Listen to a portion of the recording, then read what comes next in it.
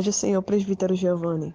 Presbítero Giovanni, esse vídeo do pastor Ailton mentindo, aí dizendo que não conhece o projeto de cidadania, ele tem impactado aqui na região metropolitana aqui do Recife de uma forma estrondosa. Muitas irmãs que me mandaram o vídeo disse que ficaram muito tristes. Outras irmãs disseram que foi o maior escândalo da história. Teve irmãs dirigentes de ciclo de oração, presbítero Giovanni, para o Senhor ter uma noção, que choraram, e choraram muito, muito, porque acreditavam que o presidente ele era inocente, que acreditava que a situação não estava tão grave, mas quando viram da boca do próprio presidente ele mentindo, dizendo que não conhecia o projeto, quando foi feita reunião com elas, foi feita reunião com elas mesmo. Elas se assustaram, irmão Giovanni. Teve irmã que disse que precisou fazer uso de calmante, porque não acreditou naquilo que viu. Grande está sendo o escândalo aqui em Pernambuco, irmão Giovanni. Grande. As irmãs estão chorando, a igreja está triste e ao mesmo tempo está sem entender como um homem nessa situação permanece na presidência da igreja. Irmão Giovanni, teve irmãs que me mandou a mensagem e perguntou, irmã Flávia, até quando ele vai ficar ali? Chorando, irmão Giovanni, chorando, para o Senhor ter noção como é que a igreja está se sentindo. A igreja está se sentindo enganada, ferida. Foi e está sendo o maior escândalo da igreja em todos os seus tempos. A paz do Senhor, irmã Flávia, serva de Deus.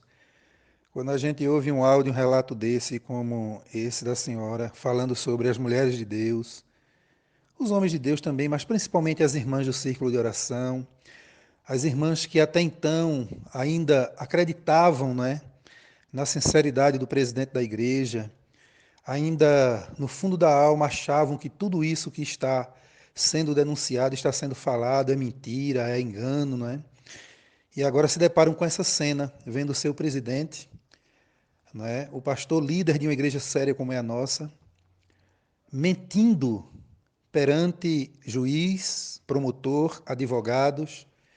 Uma coisa que me causa muita preocupação também, irmã Flávia, é se essas mulheres de Deus irão suportar se esses vazamentos vierem à tona todo o depoimento dele, porque foi mais de 2 horas. Eu estava aí nesse depoimento. Para a senhora ter uma ideia, ele foi convocado para depor como testemunha do juiz, ou seja, foi o juiz que intimou ele como testemunha. Quando ele começou o depoimento dele, houve uma divergência, o advogado dele, junto com ele, o advogado orientando ele, e vice-versa. Eles relutaram com o juiz, com o promotor, para que ele fosse ouvido não como testemunha, e sim como informante.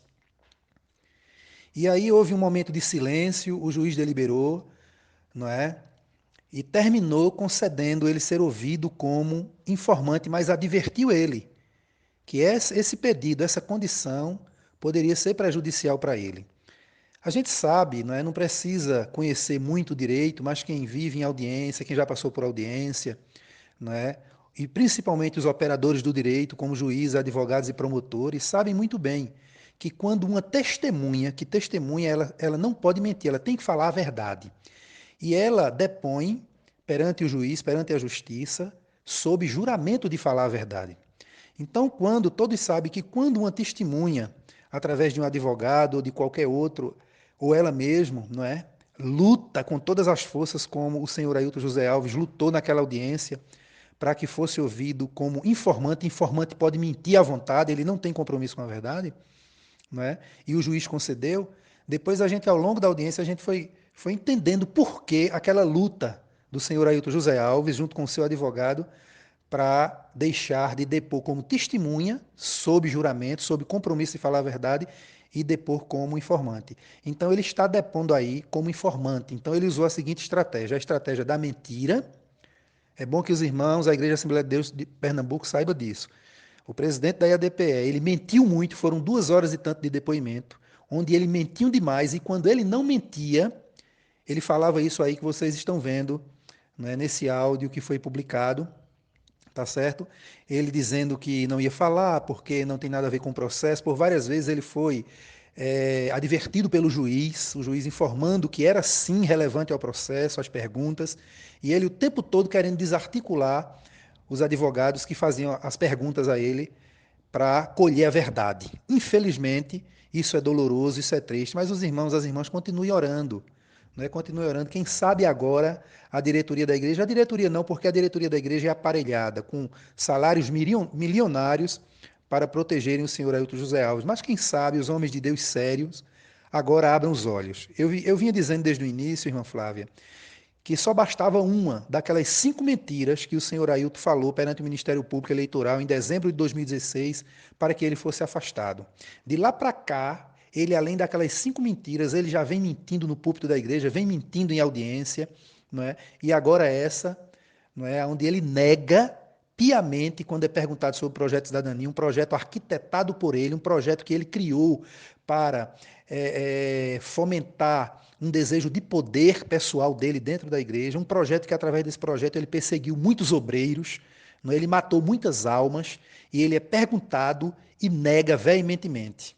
Custava nada ele dizer, quando foi perguntado, verdade, tivemos o projeto de cidadania na Assembleia de Deus Pernambuco, porém, nós vimos que erramos e encerramos o projeto.